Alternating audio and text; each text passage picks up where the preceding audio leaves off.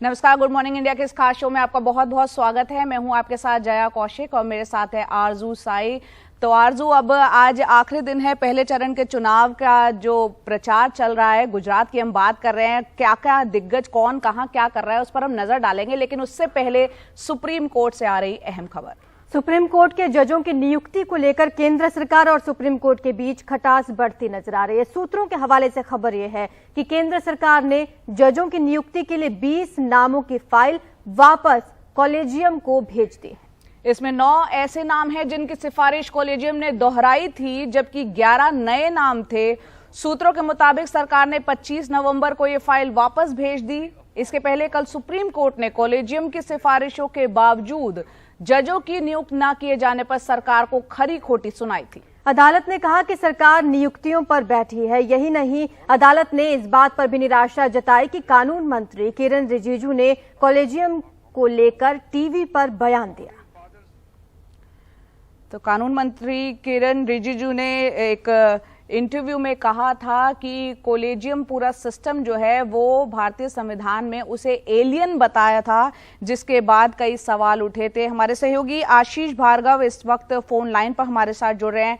आशीष, लगातार हम देख रहे हैं, कल भी हमने देखा सुप्रीम कोर्ट और केंद्र सरकार के बीच किस तरह से कॉलेजियम को लेकर यहाँ सवाल उठ रहे हैं। कानून मंत्री का बयान भी हमने सुना था।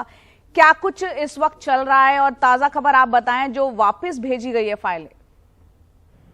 जी देखिए, एक तरह से सीधे तौर पर एक बार फिर बड़ा टकराव यहाँ पर केंद्र सरकार और न्यायपालिका के बीच होता दिख रहा है, क्योंकि जिस तरीके से पहले कानून मंत्री ने कॉलेजियम को लेकर बयान दिए कि एलियन कॉलेजियम जो सिस्टम है वो एलियन की तरह देश में उसको जनता का समर्थन प्राप्त नहीं है, उसी तरीके से ये भी कहा कि अगर सिर्फ साइन करवाने हैं केंद्र सरकार से तो खुद ही अपॉइंटमेंट कॉलेजियम को कर देनी चाहिए। लेकिन यहाँ पर कल जिस तरह का रुख है सुप्रीम कोर्ट ने दिखाया और सीधे तौर पर एक चेतावनी दी कि या तो आप धरती के कानून का पालन करिए वरना हम जुडिशियल आदेश देने पर मजबूर हो जाएंगे। काफी कुछ सुनाया, ये भी कहा कि केंद्र सरकार जो है वो सिस्टम को ठप कर रही है, सारी नियुक्तियां रुकी पड़ी हैं, ये तमाम बातें कही थी। लेकिन अब सूत्र बता रहे हैं कि 25 नवंबर को ही केंद्र सरकार 20 नामों की फाइल वापस भेज चुकी है कॉलेजियम को, और उनमें आपत्ति उन्होंने जताई है। इनमें से 9 नाम वो हैं जो दोहराए गए थे कॉलेजियम के द्वारा, जिस पर केंद्र सरकार पहले आपत्ति जता चुकी है, लेकिन उन आपत्तियों को कॉलेजियम खारिज कर चुका था। और अभी तक के नियम कानून के मुताबिक जब दोहराई जाती है कॉलेजियम की सिफारिश तो वो केंद्र सरकार को नियुक्तियां करनी होती है। लेकिन यहाँ पर आपत्ति लगाकर दोबारा केंद्र सरकार ने वापस भेजा है कुल 22 फाइलों को, जिनमें से सौरभ कृपाल जिनके लिए कॉलेजियम ने पिछले साल नवंबर में दिल्ली हाई कोर्ट के वकील के दिल्ली जज बनाने के लिए सिफारिश भेजी थी, उनका भी नाम शामिल है, क्योंकि वो समलैंगिक हैं। ये बात वो खुद कह चुके हैं एनडीटीवी के सामने भी कि केंद्र सरकार उनका इसलिए उनका एलिवेशन नहीं कर रही है क्योंकि वो समलैंगिक है। तो यहाँ पर एक क्लियर का टकराव है, और अब क्योंकि फाइलें वापस आ गई हैं और अब ये देखना है कि कॉलेजियम जो है वो क्या फैसला इस मुद्दे पर लेगा। जी शुक्रिया आपका इस तमाम जानकारी के लिए आशीष। तो गुजरात में होने वाले विधानसभा चुनाव के लिए पहले दौर के लिए आज चुनाव प्रचार थम जाएगा। पहले दौर की 89 सीटों पर 1 दिसंबर को वोट डाले जाने हैं। इससे पहले प्रधानमंत्री मोदी से लेकर तमाम बड़े दिग्गज गुजरात में मौजूद हैं। बिल्कुल, तमाम अपनी राजनीतिक दल जो है पूरी ताकत यहाँ पर लगा रहे हैं और इस बार त्रिकोणीय मुकाबला है। कल हमने देखा कि प्रधानमंत्री मोदी ने पलिटाना, अंजर और जामनगर में रैलियां की। वहीं गृह मंत्री अमित शाह भी गुजरात में थे, उन्होंने सवली में रैली की। दूसरी तरफ आम आदमी पार्टी भी अपनी ताकत यहां लगा रही है। अरविंद केजरीवाल ने सूरत में एक प्रेस कॉन्फ्रेंस की थी, साथ ही हीरे की फैक्ट्री का दौरा भी किया। साथ ही वो कारोबारियों से भी मिले और कांग्रेस अध्यक्ष मल्लिकार्जुन खड़गे भी अहमदाबाद में मौजूद रहे, उन्होंने भी प्रेस कॉन्फ्रेंस की। तो आज ताबड़तोड़ रैलियां एक बार फिर से होने वाले हैं, क्योंकि आज चुनाव प्रचार शाम तक थम जाएगा। ऐसे में तमाम राजनीतिक पार्टियां इस कोशिश में हैं कि किसी तरह से जनता को लुभाया जाए और बड़े बड़े रोड शो किए जा रहे हैं, रैलियां की जा रही हैं। मुख्यमंत्री से लेकर तमाम केंद्रीय मंत्री भी पहुंचे हुए हैं गुजरात और लगातार यहां पर रैलियां कर रहे हैं। तो 2 चरणों में मतदान होना है। 1 तारीख को पहले चरण 89 सीटों के लिए वोट पड़ेंगे। 1 और 5 2 चरणों में होना है और 8 दिसंबर को नतीजे सबके सामने होंगे।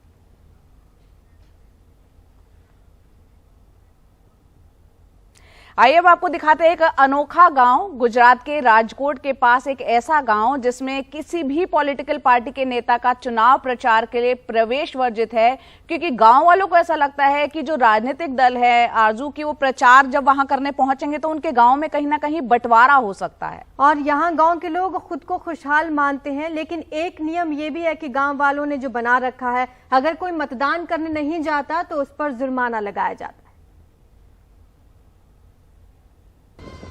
राजनीतिक पार्टियों का चुनाव प्रचार के लिए इस गांव में आना प्रतिबंधित है, लेकिन अगर कोई चुनाव में मतदान नहीं करेगा तो उस पर 51 रुपए का जुर्माना।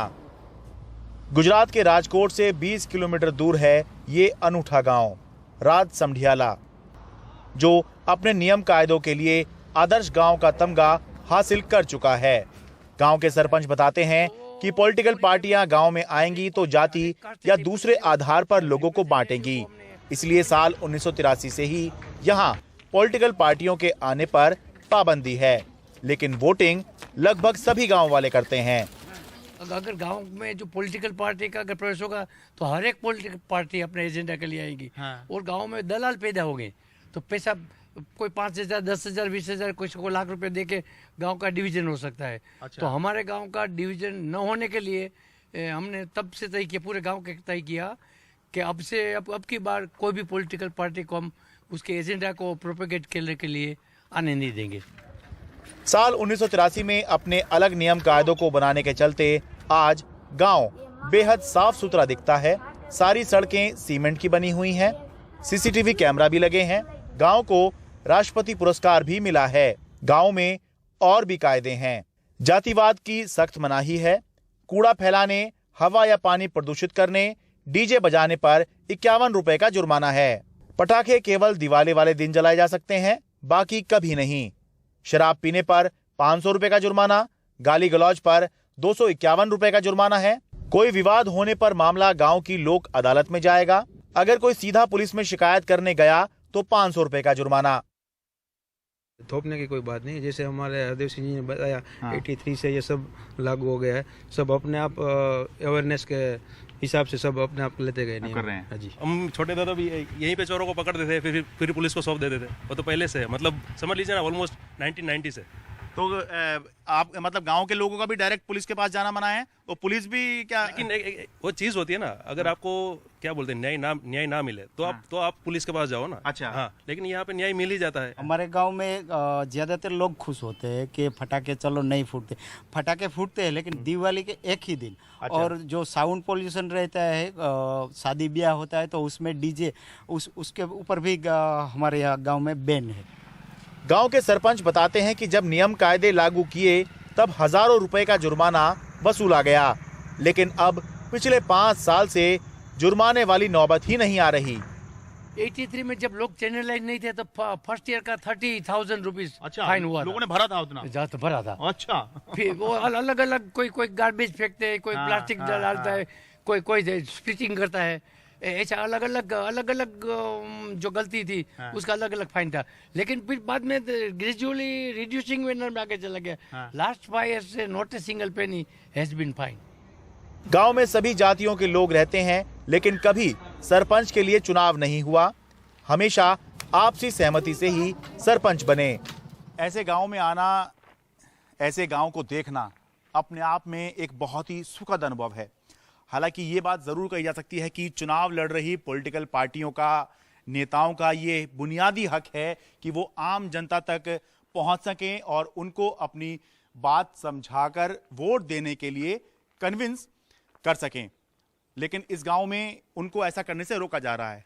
लेकिन चलिए इस एक चीज को अलग रख भी दें तो भी ऐसा बहुत कुछ इस गांव में हो रहा है जिसको देखकर फील गुड का एहसास जो है किया जा सकता है। राजकोट के राज समढियाला गांव से अपने कैमरा सहयोगी प्रवीण जी रोहित के साथ मैं Sharad Sharma, NDTV India.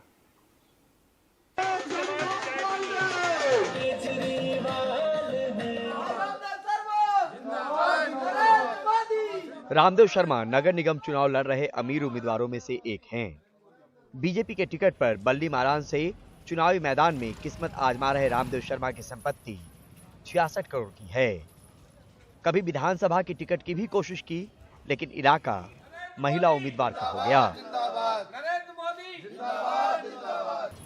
Sharma BJP के चांदनी चौक जिले के कोषाध्यक्ष भी हैं। हमारे दो मुद्दे हैं, क्षेत्र की सफाई और साफ शुद्ध पीने का पानी। तीसरा विकास और जो जर्जर हालतें हैं उनका डेवलपमेंट। और जितने भी हमारे पूजा स्थल हैं, मंदिर हैं, मस्जिद हैं और गुरुद्वारे हैं और भी कोई चीज है, इनका नव निर्माण किया। सबसे अमीर उम्मीदवार भी हैं सर, लोगों की पहुंच में कितने हैं? ये मैं नहीं कह सकता, ये तो लोग ही बताएंगे कि लोगों की पहुंच में कितना हूँ। ये क्या कर रही हो? मैं तो आपका आशीर्वाद लेने आई हूँ। मालवीय नगर की पूर्व पार्षद डॉक्टर नंदिनी शर्मा फिर से बीजेपी के टिकट पर चुनावी मैदान में हैं। एसोसिएशन फॉर डेमोक्रेटिक रिफॉर्म्स की रिपोर्ट के मुताबिक नंदिनी की संपत्ति करीब 50 करोड़ रुपए की है। जो एक सपना विश्व गुरु का देखना चाहते हैं, उस विश्व गुरु के लिए बहुत जरूरी है कि हम ग्राउंड पे जो सिपाही हैं, हम मोदी जी के जो कार्य कर रहे हैं, वो जी को उनके सिपाही मजबूत है। उसके लिए बहुत ज़रूरी है कि वार्ड 149 में कमल खिले। और जैसे हमने मालवीय नगर का कार्य किया है, मालवीय नगर को सुंदर बनाया है, वैसे जो नया क्षेत्र मेरे वार्ड में आया है उसको भी सुंदर। ये है करावल नगर से आम आदमी पार्टी के उम्मीदवार जितेंद्र बंसल। गली मोहल्ले में घूम घूम कर लोगों से आशीर्वाद भी ले रहे हैं और प्रचार भी कर रहे हैं। जनता के बीच ये कहते नहीं थक रहे कि इलाके में बीजेपी ने विकास को रोका और इनकी जीत विकास को गति देगी। हलफनामे के मुताबिक जितेंद्र की संपत्ति करीब 48 करोड़ की है, पर खुद को आम आदमी कहते नहीं थक रहे। करोड़पति उम्मीदवार नहीं हो, बहुत साधारण आदमी हो। करोड़पति इसलिए कहा जा सकता है क्योंकि मेरे पास दादाजी की प्रॉपर्टी है, तो इसलिए मैं करोड़पति हूँ। मैं एक साधारण व्यक्ति हूँ। और रही सोशल की, तो मेरे दादाजी भी सोशल वर्कर थे, मेरे पिताजी भी सोशल थे। और 2-3 काम और फिर से अगर दोहरा दें जो करना चाहेंगे आप? सारे काम करूंगा, जो जनता मांगेगी वो सारे काम किए जाएंगे। लोकतंत्र है, चुनाव है, तो पैसों से आम और खास में फर्क नहीं पड़ता। कौन जनता से जुड़ा है और उनके दिल में खास जगह बनाता है, जीत इससे तय होती है। बहरहाल दिल्ली का मिजाज और माहौल फिलहाल चुनावी है, जहां हर कोई अपनी जीत की भरसक कोशिश में जुटा है। नई दिल्ली से परिमल कुमार, एनडीटीवी इंडिया। और अब बात करते हैं उत्तर प्रदेश के मैनपुरी में उपचुनाव जो होने जा रहे हैं उसकी, जो कि 5 दिसंबर को यहां पर मतदान होना है। ये सीट सपा संस्थापक मुलायम सिंह यादव के निधन के बाद खाली हुई है। समाजवादी पार्टी की तरफ से मुलायम सिंह यादव की बहू डिंपल यादव को उम्मीदवार बनाया गया है। यहां 5 दिसंबर को मतदान होना है और ऐसे में डिंपल यादव से बातचीत की हमारे सहयोगी आलोक पांडे ने। सुनिए।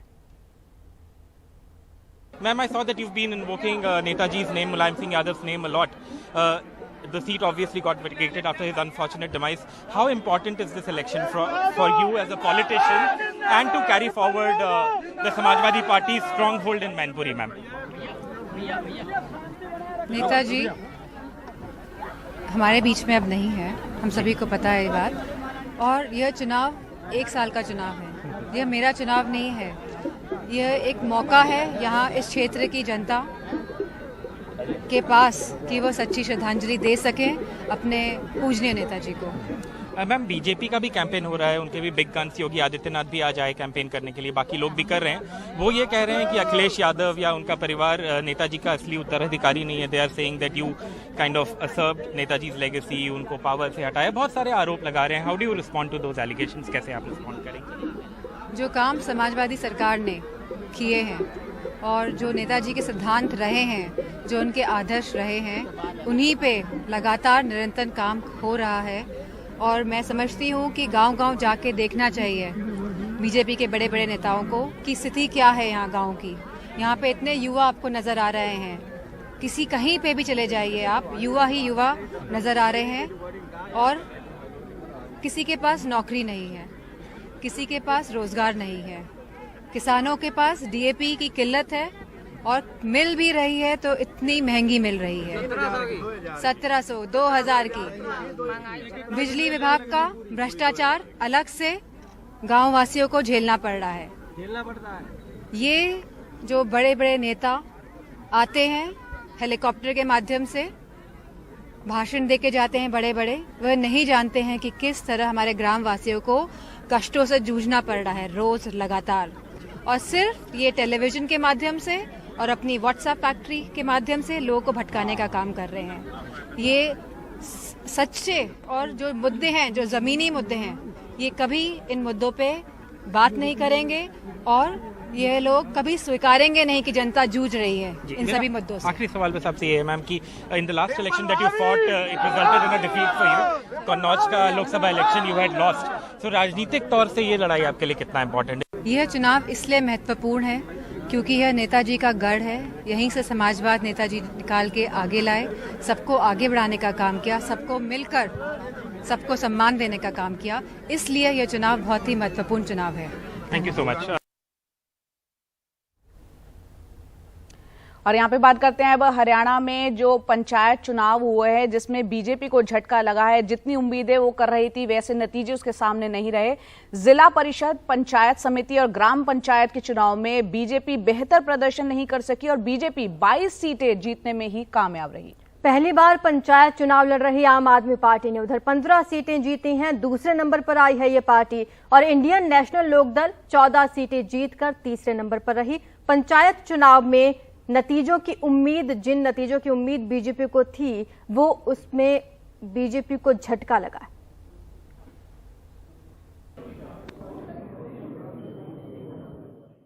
हरियाणा में सरकार चला रही भारतीय जनता पार्टी को पंचायत चुनावों में झटका लगा है।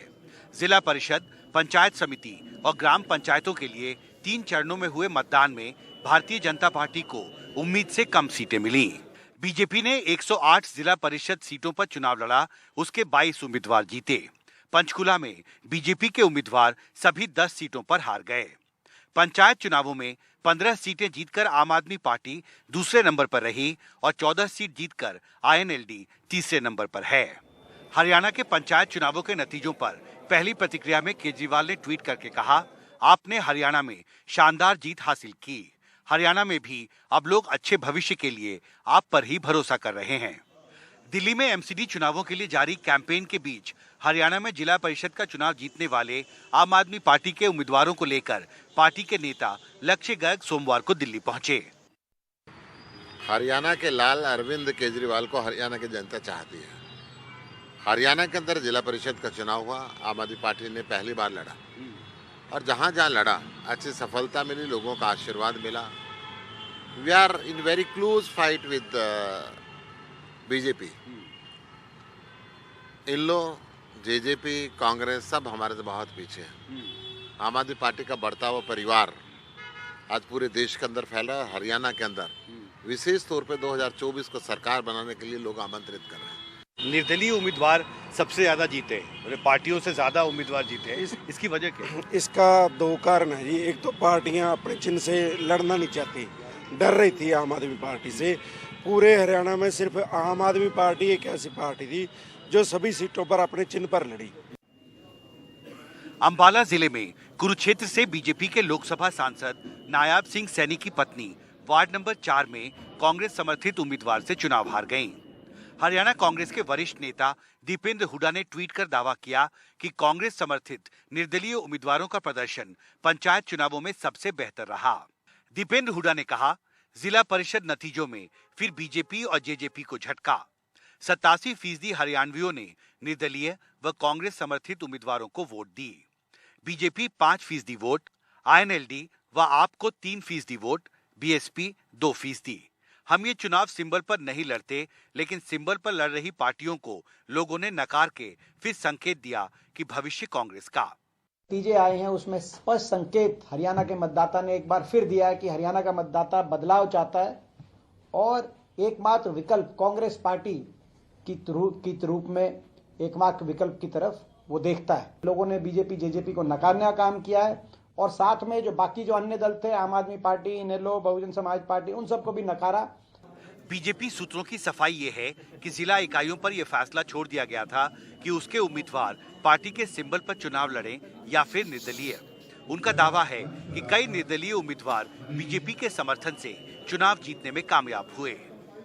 आमतौर पर पंचायती चुनावों को राजनीतिक थर्मामीटर नहीं माना जाता है, लेकिन हरियाणा के हाल के पंचायती चुनाव के नतीजों में ये इशारा जरूर मिलता है कि बीजेपी को अपने लोकतांत्रिक जनाधार को लेकर सावधान हो जाना चाहिए।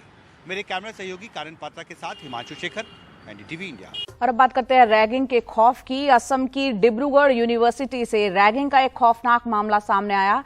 यहां रैगिंग से बचने के लिए एक छात्र दूसरी मंजिल से कूद गया। छात्र की हालत गंभीर बताई जा रही है। दरअसल डिब्रूगढ़ यूनिवर्सिटी में इससे पहले भी रैगिंग के कई मामले सामने आ चुके हैं।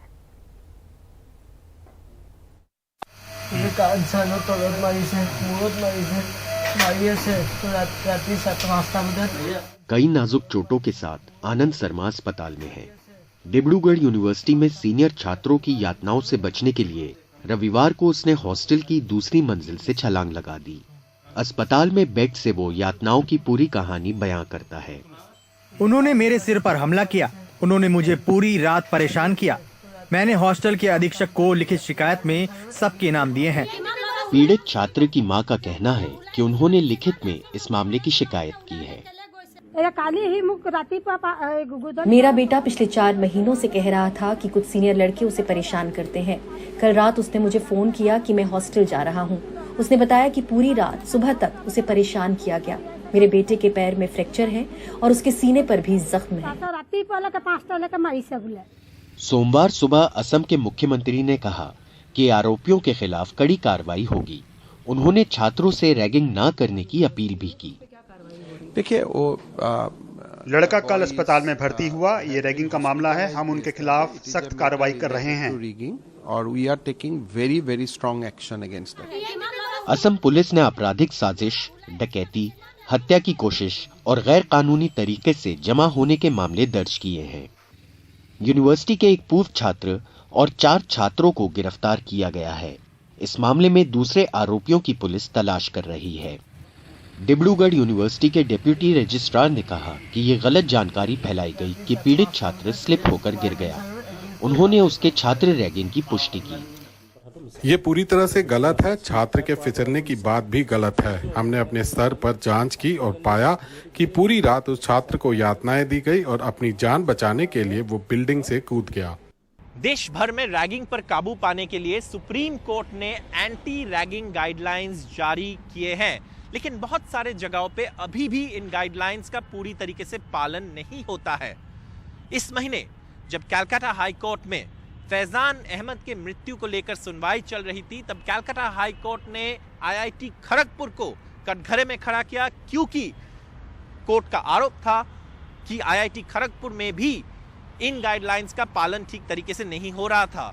दुख की बात यह है कि जब ये गाइडलाइंस का पालन नहीं होता है, तब कई बार रैगिंग से भागने के चक्कर में छात्रों को सीवियर इंजरी हो जाता है या कई बार छात्रों की मृत्यु भी हो जाते हैं।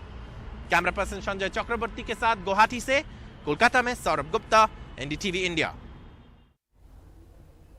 जीरो कोविड नीति के खिलाफ चीन में लोगों का अभूतपूर्व प्रदर्शन जारी है। इस वजह से चीन का स्टॉक मार्केट भी गिरा है। आपको बता दें कि प्रदर्शन जो है चीन के कई बड़े शहरों में इस वक्त हो रहा है और चीन की सरकार इस प्रदर्शन को दबाने के लिए हर तरह के हथकंडे अपना रही है।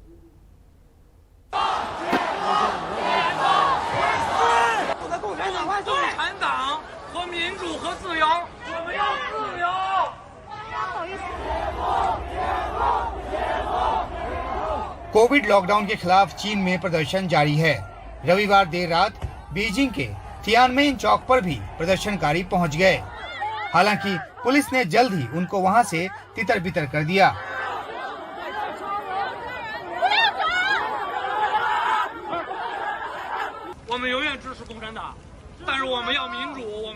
बीजिंग के ही लियांगमा ब्रिज पर भी प्रदर्शनकारी जुटे।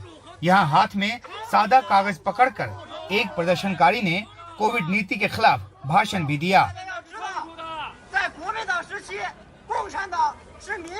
It's surprising in the sense that चीन में 1990 और 2000 के दशक में भी हमने बहुत से प्रदर्शन देखे, लेकिन वे सब प्रदर्शन स्थानीय अधिकारियों के खिलाफ थे और केंद्र के प्रति आस्था भी दिखाया जा रहा था। लेकिन इस बार शी जिनपिंग गद्दी छोड़ो और अभिव्यक्ति की आजादी के नारे लगा रहे हैं, जो कि बहुत ही आश्चर्यजनक है। शंघाई में प्रदर्शन कर रहे लोगों को पुलिस ने गिरफ्तार भी किया। पुलिस मोबाइल फोन से फोटो और वीडियो भी डिलीट कराती नजर आई। सबसे बड़ी बात यह है कि इस प्रदर्शन के दौरान राष्ट्रपति शी जिनपिंग के खिलाफ नारे लग रहे हैं, उनके गद्दी छोड़ने की मांग हो रही है। प्रदर्शनों की वजह से चीन का शेयर मार्केट भी गिर गया। सख्त लॉकडाउन की वजह से चीन में आर्थिक गतिविधियों पर भी असर पड़ा है। कर्मचारियों से काम तो लिया जा रहा है, लेकिन उनकी मूलभूत जरूरतों का ध्यान नहीं रखा जा रहा। इन सब वजहों से गुस्सा और ज्यादा है, जो वुहान की सड़कों पर भी नजर आया। चीन में रविवार को भी कोरोना के करीब 40,000 मामले सामने आए। हालांकि इनके लक्षण गंभीर नहीं हैं, लेकिन शी सरकार की तरफ से लागू जीरो कोविड नीति के चलते करोड़ों लोग घरों में बंद हैं। शिनजियांग के उरुमकी शहर में 25 नवंबर को एक बहुमंजिली इमारत में आग लग गई। लॉकडाउन होने की वजह से लोग बाहर नहीं निकल पाए, उन तक फायर ब्रिगेड की मदद भी नहीं पहुंच पाई।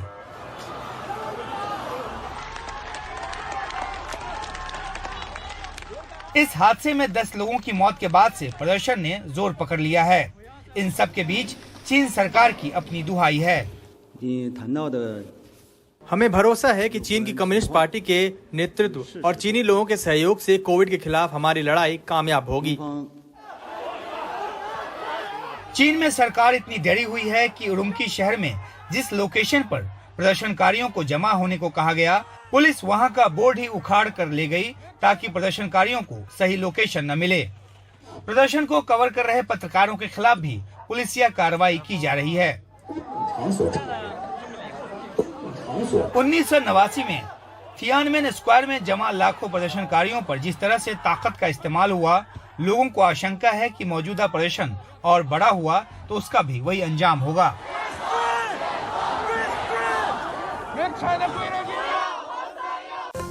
नमस्कार, गुड मॉर्निंग इंडिया में आपका स्वागत है। मैं हूं अदिति राजपूत, मेरे साथ हैं जया कौशिक।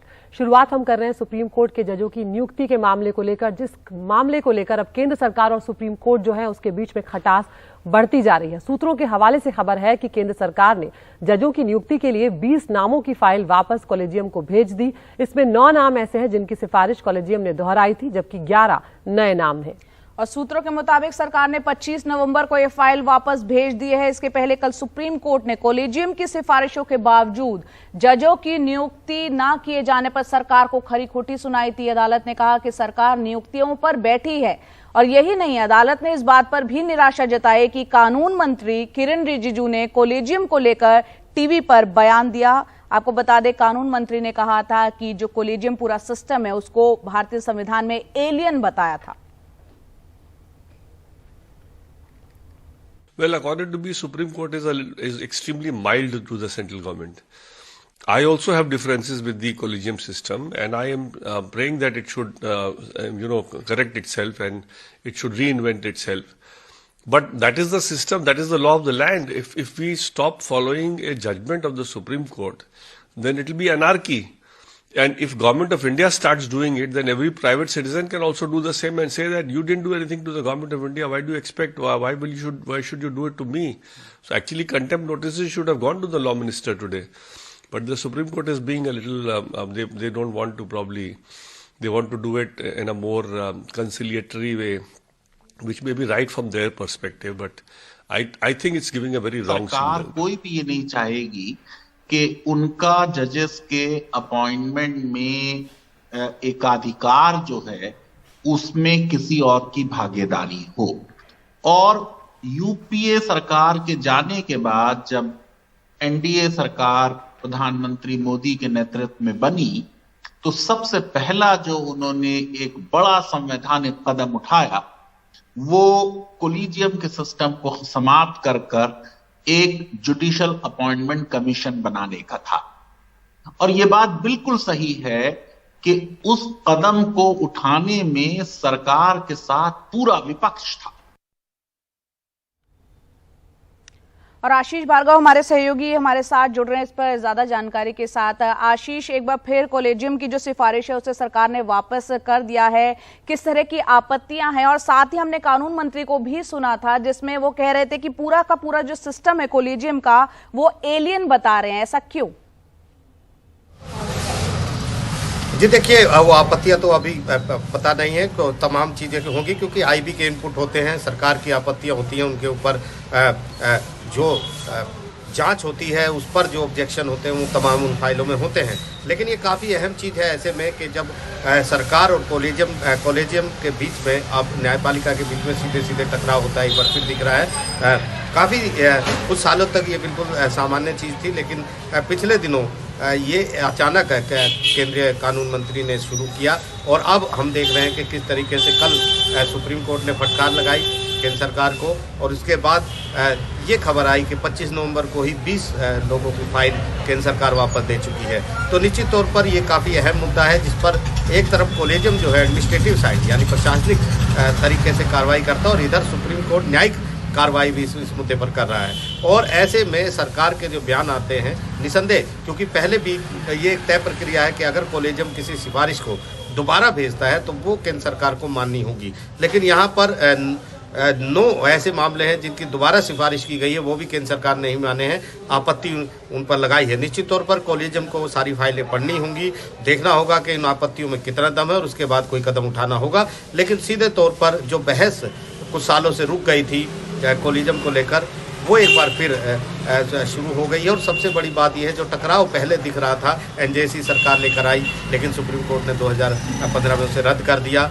अब जो है एक बार फिर उस तरह की कवायद है जहां पर खुद chief justice D Y Chandrachud ने अभी संविधान दिवस में ये कहा था कि कोई भी संस्था अपने आप में संपूर्ण नहीं है, सुधार की जरूरत है। ये बात पहले भी बहुत सारे जज भी कहते आए हैं। तो निश्चित तौर पर ये जो लड़ाई है ये न्यायपालिका वर्सेस हम केंद्र सरकार कार्यपालिका इसलिए कहेंगे क्योंकि जब से एनडीए की सरकार आई है वो लगातार ये कोशिश कर रही है कि सुप्रीम जो कॉलेजियम है वो कॉलेजियम सिस्टम इस तरीके से जो अब काम कर रहा है किसी और का दखल नहीं है, वो दखल कम से कम कार्यपालिका का हो, सरकार का कम से कम कोई ना कोई इसमें स्टेक जरूर हो, इसलिए एनजेसी लेकर आए थे। बात सिर्फ आमने सामने होने की नहीं है, बात सिर्फ यहाँ पर दिक्कत ये भी है कि न्यायपालिकाओं पर कितना दबाव बना हुआ है, कितने मामले जो हैं वो लटके रहते हैं, उसके चलते लोग जो है वो न्याय के इंतजार में सालों निकाल देते हैं। ये एक बहुत बुनियादी समस्या है। क्या इस बात को लेकर केंद्र सरकार के भीतर कोई सजगता नहीं है? क्योंकि यहाँ पर यह भी बहुत महत्वपूर्ण विषय है कि उनके ऊपर बोझ कितना है। जी बिल्कुल, देखिए ये तो लगातार है और अभी कुछ दिन पहले कानून मंत्री ने ये भी कहा था कि लड़ाई से कुछ फायदा नहीं होगा, आपस में लड़ने से कोई फायदा नहीं होगा, मिलके काम करेंगे, लगातार वो ये भी बात कर रहे थे। लेकिन यहाँ पर एक चीज़ समझनी होगी कि अगर सरकार को किसी के नाम पर आपत्ति है और कॉलेजियम उस नाम को चाहता है कि वो जज बने, तो ऐसे में क्या स्थिति होनी चाहिए? क्योंकि एमओपी जो है वो तो अभी बना नहीं है, जैसे कि एनजेसी का जजमेंट तक एक मेमोरेंडम ऑफ प्रोसीजर यहाँ पर आएगा, केंद्र सरकार उसको बनाएगी, उसके बाद वो लागू होगा, क्योंकि उसमें भी सहमति नहीं है न्यायपालिका के बीच में और केंद्र सरकार के बीच में। तो ये एक अहम विषय है जिसके बारे में जानते सब हैं, लेकिन सब अपने तरीके से इसको डील करते हैं, क्योंकि सरकारें भी चाहती है कि कहीं ना कहीं उसका भी दखल न्यायपालिका में कहीं ना कहीं होना चाहिए। बिल्कुल, सरकारों को ऐसा लगता है कि उसका दखल कहीं ना कहीं न्यायपालिका में होना चाहिए। यही वजह है कि कॉलेजियम को लेकर सरकार और केंद्र सरकार के बीच वक्त वक्त पर हम इस तरह की तनातनी देखते रहते हैं। बहुत बहुत शुक्रिया आशीष इस पूरी जानकारी के लिए।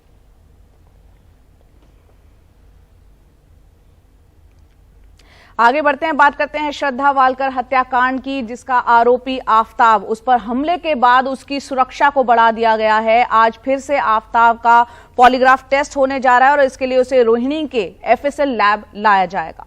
और एफएसएल के बाहर पहले से ही पुलिस की तैनाती कर दी गई है। आधुनिक हथियारों के साथ अर्धसैनिक बल भी तैनात किए गए हैं। कल शाम जब आफ्ताब दिल्ली पुलिस की सुरक्षा में फॉरेंसिक साइंस लैब से निकल रहा था तो उस पर हमला करने की कोशिश की गई थी। अचानक से कुछ लोग वहां पर पहुंच गए थे तलवारें हाथ में लेकर, जिसके चलते काफी हंगामा खड़ा हो गया था।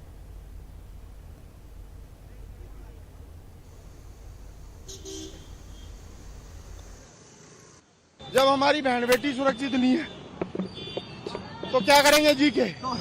इस तरह से पुलिस का काम है ना, आप तलवार लेकर बस की तरफ दौड़ेंगे इस तरह से? मैडम हम मारेंगे इनको। क्यों? क्योंकि मारने का ठीक है क्या? हम पुलिस का काम है ना, आप तलवार लेकर दौड़ेंगे? पुलिस तो इसको सेफ्टी दे रही है। पुलिस सेफ्टी कर रही है हमारी बहन। वो जांच का विषय है ना, पुलिस क्या कर रही है? मैडम मेरी आपको किसने हक दिया तलवार लेकर दौड़ने का? हक मैं 2 बेटियों का बाप हूँ। कल को मैं लेकिन कानून नहीं सर, कानून तो इसको सेफ्टी दे रहा है। आप तलवार लेकर दौड़ेंगे? तलवार नहीं, हम इसको गोली भी मारेंगे। हम हिंदू सेना से हैं। इसको छोटा गया है, अगली बार इसको गोलियों से काट देंगे। इसके इतने टुकड़े करेंगे। आपने मारा क्यों है अपनी तरफ से? चुप कर ले।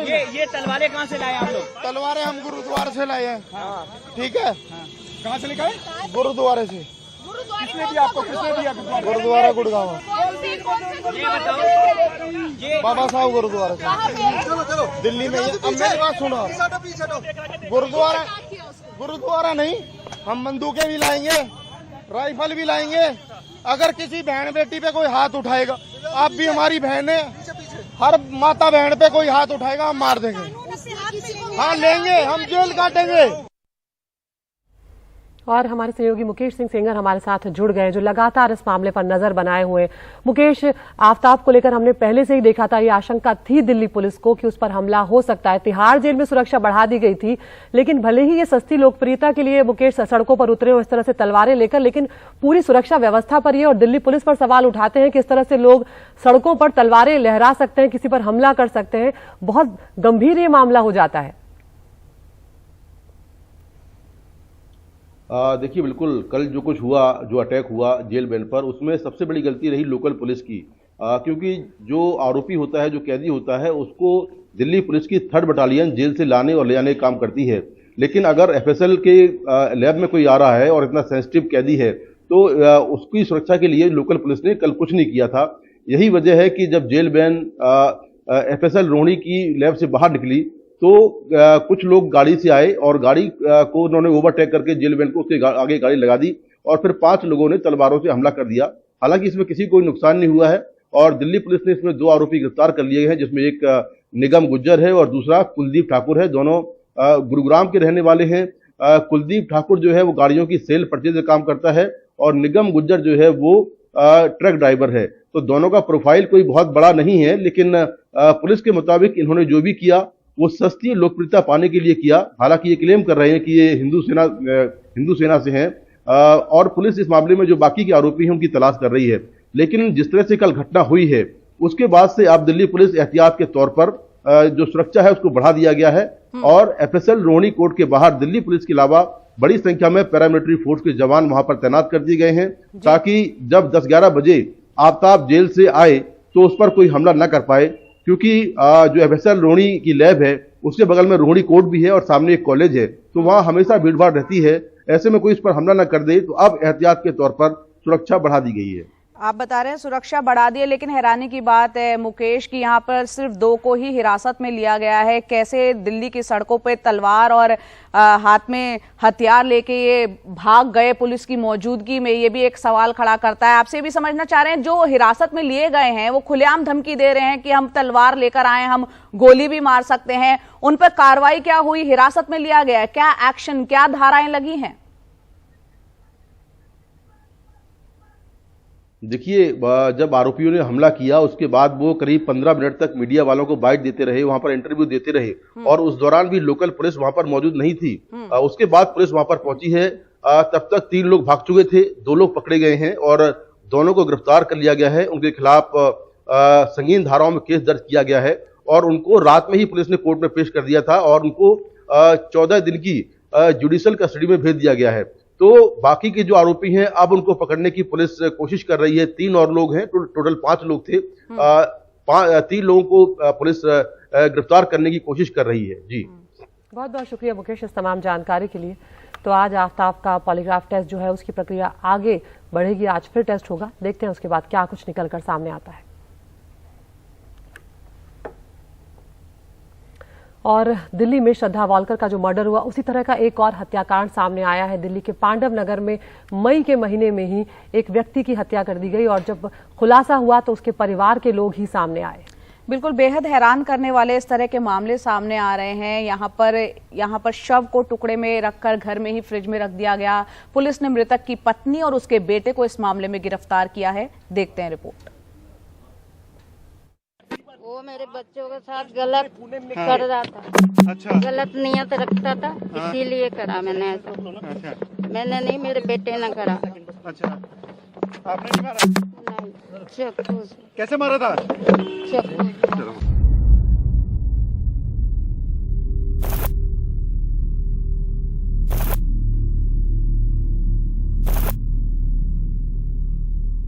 दिल्ली पुलिस की क्राइम ब्रांच की गिरफ्त में 47 साल की पूनम और उसका बेटा दीपक, इनको 52 साल के अंजन दास की हत्या के आरोप में गिरफ्तार किया गया है।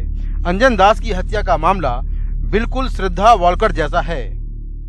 सब मिला के इस प्रकार का माहौल बना हुआ था कि इससे परेशान थे। उन्होंने कहा और कोई उपाय नहीं है, इसको इस तरह से इसका मर्डर करें ताकि हमारे पे कोई बात ना आए। तो इन्होंने इसको रात में शराब पिलाई, 30 तारीख की रात को गोलियां मिलाई उसमें, जब ये बेहोशी की हालत में आ गया तब इसको मार दिया। फिर इसको बॉडी को इन्होंने छोड़ दिया एक दिन के लिए। जब वो खून वगैरह सब साफ़ हो गया फिर इन्होंने बॉडी के टुकड़े किए, उसको काट के दराती टाइप का जो डैगर होता है, और फिर उसको फ्रिज में रखा। फिर एक एक करके टुकड़े इन्होंने जो भी सुनसान जगह थी वहाँ पे छोड़ा। जून के महीने में पुलिस को पांडव नगर और आसपास के इलाकों में एक शव के कई टुकड़े मिले, लेकिन ये पता नहीं चल रहा था कि ये शव किसका है। श्रद्धा वालकर हत्याकांड के बाद शक हुआ कि कहीं ये टुकड़े उसके शव के न हों। इसके बाद क्राइम ब्रांच ने इस मामले की जांच शुरू की। शुरू में दो पैर, 2 थाई, फिर एक स्कल मिला एक दिन, उसके बाद एक बाजू का हिस्सा मिला। तो 3-4 दिन तक बॉडी पार्ट्स की रिकवरी हुई वहाँ मैदान से, और वहाँ एक 420 नंबर FIR PS पांडव नगर में केस दर्ज हुआ। और जो सस्पेक्ट इसके मर्डर लगे, जो लेडी पूनम थी, वो सस्पेक्ट निकली और उसका फिर इससे रिलेशन भी था। तो उस बेस पे हमने जीरो इन किया वो लेडी पे और फिर उसका बेटा दीपक, क्योंकि फुटेज में दोनों माँ बेटा दिख रहे थे। तो उस बेस पे जब हमने इनको जाके इंटेरोगेट किया, इनको चेक किया, ट्रेस किया, तो इन्होंने कन्फेस किया कि इन्होंने क्राइम किया है और उसी बेस पे ये मर्डर खुला है। जांच के दौरान ये CCTV फुटेज बरामद किए गए, जिसमें एक महिला और एक शख्स कुछ ले जाते हुए दिख रहे हैं। इसके बाद पुलिस को पता चला कि पांडव नगर का अंजन दास कई महीने से गायब है और किसी थाने में उसकी गुमशुदगी की रिपोर्ट दर्ज नहीं है। पुलिस ने उसकी पत्नी पूनम और सौतेले बेटे दीपक से पूछताछ की तो उन्होंने जुर्म कबूल कर लिया। उन्होंने बताया कि मार्च और अप्रैल 2022 में उन्होंने अंजन दास की हत्या की साजिश रची। 30 मई 2022 को शराब में नशे की गोलियां मिलाकर उसको बेहोश किया, फिर गला काटकर उसकी हत्या कर दी। खून साफ करने के लिए रात भर शव को ऐसे ही छोड़ दिया, फिर चापड़ और चाकू से शव के 10 टुकड़े किए, टुकड़ों को फ्रिज में रखा और फिर 8-10 दिन तक उन्हें पांडव नगर और आसपास के इलाकों में फेंकते रहे। आरोपियों ने फ्रिज साफ करने के लिए फिनाइल का इस्तेमाल किया, जबकि घर में सबूत मिटाने के लिए पेंट पोत दिया। इस हत्याकांड से हर कोई हैरान है। इनकी भैया बीबी की होती रहती थी झगड़ा वगड़ा, मगर हमें कोई मैटर ही नहीं था सर। हमें पता ही नहीं, इतने लड़ाकू लगते ही नहीं थे वो, किसी से दुआ सलाम भी नहीं करते थे, चुप आना चुप जाना। तो हमने कहा अच्छे किराएदार हैं। अच्छा। हाँ, अब ये तो पुलिस आई तब हमें पता लगा। पुलिस के मुताबिक अंजन दास ने 2017 में पूनम को पत्नी के तौर पर अपना लिया था, जबकि अंजन दास के बिहार में पत्नी और 8 बच्चे थे। पूनम इस बात से नाराज थी कि जो पैसा वो और उसका बेटा कमाता है वो अंजन दास अपने बच्चों को बिहार भेज देता है और उसकी बेटियों पर बुरी नजर रखता है। पुलिस के मुताबिक हत्या में इस्तेमाल एक चापड़ और एक चाकू बरामद करने हैं। अंजन दास की DNA रिपोर्ट का इंतजार है। श्रद्धा की हत्या के बाद जिस तरह से शव को ठिकाने लगाया गया, ठीक वैसे ही अंजन दास के शव को ठिकाने लगाया गया। श्रद्धा की हत्या का मामला भी करीब 6 महीने बाद सुलझा और अंजन दास की हत्या का मामला भी करीब 6 महीने बाद सुलझा है। श्रद्धा की हत्या के बाद इस दूसरे जघन्य हत्याकांड ने समाज को हिला कर रख दिया है। नई दिल्ली से कैमरामैन अशोक महाले के साथ मैं मुकेश सिंह सेंगर, NDTV इंडिया। उत्तर प्रदेश की बात करते हैं, जहां पर मैनपुरी में उपचुनाव हो रहे हैं। ये सीट सपा संस्थापक मुलायम सिंह यादव के निधन के बाद खाली हुई थी और समाजवादी पार्टी की तरफ से डिंपल यादव को यहां पर उम्मीदवार बनाया गया है। आपको बता दें, यहां पर 5 दिसंबर को मतदान होने जा रहा है और समाजवादी पार्टी इन चुनावों को काफी गंभीरता से भी ले रही है। खुद अखिलेश यादव अपनी पत्नी डिंपल के साथ प्रचार में जुटे हुए हैं। चुनाव जो है यहां पर हो रहे हैं और डिंपल यादव से खास बातचीत की हमारे सहयोगी आलोक Pandey. Ma'am, I saw that you've been invoking Netaji's name, Mulayam Singh Yadav's name a lot. The seat obviously got vacated after his unfortunate demise. How important is this election for you as a politician and to carry forward the Samajwadi Party's stronghold in Mainpuri, ma'am? Netaji हमारे बीच में अब नहीं है, हम सभी को पता है ये बात। और यह चुनाव 1 साल का चुनाव है, यह मेरा चुनाव नहीं है। यह एक मौका है यहाँ इस क्षेत्र की जनता के पास कि वो सच्ची श्रद्धांजलि दे सकें अपने पूजनीय नेताजी को। मैम, बीजेपी का भी कैंपेन हो रहा है, उनके भी बिग गन्स योगी आदित्यनाथ भी आ जाए कैंपेन करने के लिए, बाकी लोग भी कर रहे हैं। वो ये कह रहे हैं कि अखिलेश यादव या उनका परिवार नेताजी का असली उत्तराधिकारी नहीं है। They are saying that you kind of usurped Netaji's legacy, उनको पावर से हटाया। बहुत सारे आरोप लगा रहे हैं। How do you respond to those allegations? कैसे आप रिस्पॉन्ड करेंगे? जो काम समाजवादी सरकार ने किए हैं और जो नेताजी के सिद्धांत रहे हैं, जो उनके आदर्श रहे हैं, उन्हीं पे लगातार निरंतर काम हो रहा है। और मैं समझती हूँ कि गांव-गांव जाके देखना चाहिए बीजेपी के बड़े बड़े नेताओं को कि स्थिति क्या है यहाँ गांव की। यहाँ पे इतने युवा आपको नज़र आ रहे हैं, किसी कहीं पे भी चले जाइए आप, युवा ही युवा नज़र आ रहे हैं। और किसी के पास नौकरी नहीं है, किसी के पास रोजगार नहीं है, किसानों के पास DAP की किल्लत है और मिल भी रही है तो इतनी महंगी मिल रही है, 1700 2000 की। बिजली विभाग का भ्रष्टाचार अलग से गांव वासियों को झेलना पड़ रहा है। ये जो बड़े बड़े नेता आते हैं हेलीकॉप्टर के माध्यम से भाषण देके जाते हैं बड़े बड़े, वह नहीं जानते हैं कि किस तरह हमारे ग्राम वासियों को कष्टों से जूझना पड़ रहा है रोज लगातार।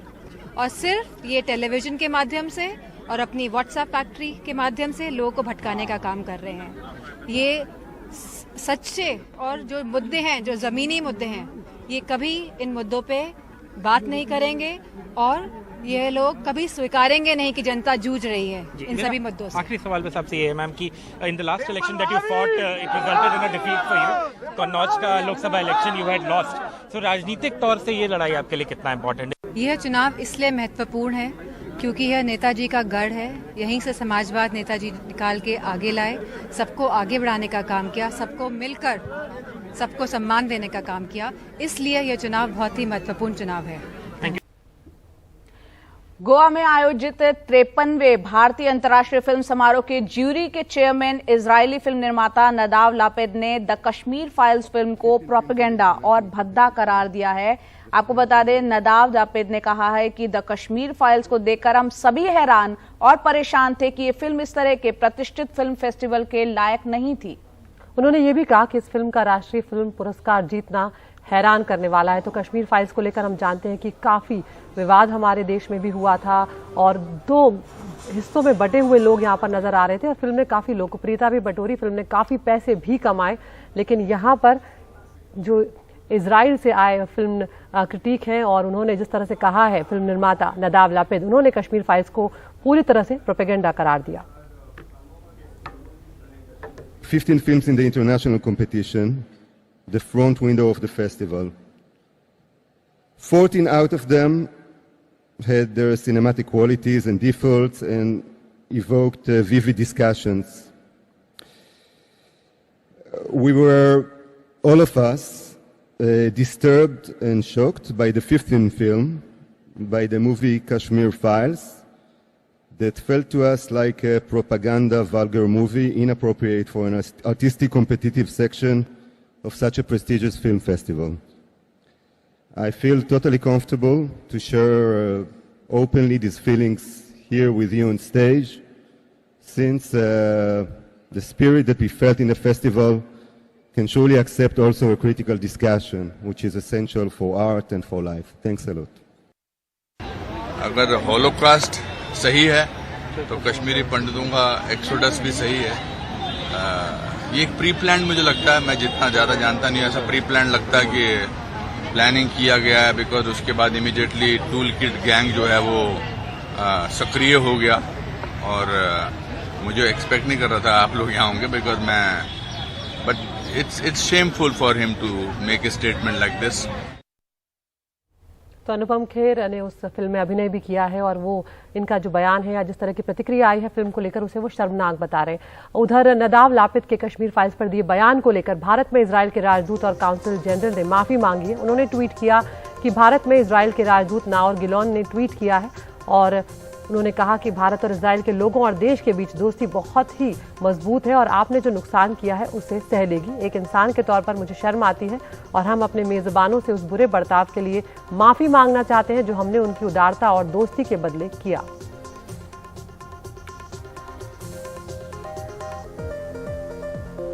और वहीं दूसरी तरफ भारत में इजराइल के काउंसिल जनरल कोबी शोशानी ने भी ट्वीट किया। उन्होंने लिखा कि मैंने कश्मीर फाइल्स देखी है और कलाकारों से मिला हूं। मेरी राय नदाव लापित से अलग है। उनके बयान के बाद मैंने नदाव को अपनी राय बताई थी। और अब वक्त तो चला है आपको टॉप 5 खबरें बताने का। आपको करना यह है कि एनडीटीवी इंडिया के यूट्यूब चैनल पर जाना है, पोल का हिस्सा बनना है, बताना है किन खबरों को चैनल पर आप पूरा दिन विस्तार से देखना चाहते हैं। पहली खबर सुप्रीम कोर्ट से जुड़ी हुई, जहां जजों की नियुक्ति को लेकर केंद्र सरकार और सुप्रीम कोर्ट में बड़ी खटास। दूसरी खबर आफताब से जुड़ी, जहां हमले के बाद बढ़ाई गई है आफताब की सुरक्षा। तीसरी खबर चीन से, जहां कोविड को लेकर पाबंदियों को लेकर विरोध प्रदर्शन चीन के अलग अलग शहरों में हो रही है, सख्ती बढ़ रही है। चौथी खबर है फिल्म कश्मीर फाइल्स पर IFFI में उठा है विवाद और इजरायली फिल्म निर्माता फिल्म को लेकर बता रहे हैं कि एक प्रोपेगेंडा और वल्गर बताया है। पांचवी और आखिरी खबर एम्स से जुड़ी हुई, जहां साइबर हमले से अब तक नहीं उबरा है दिल्ली का एम्स।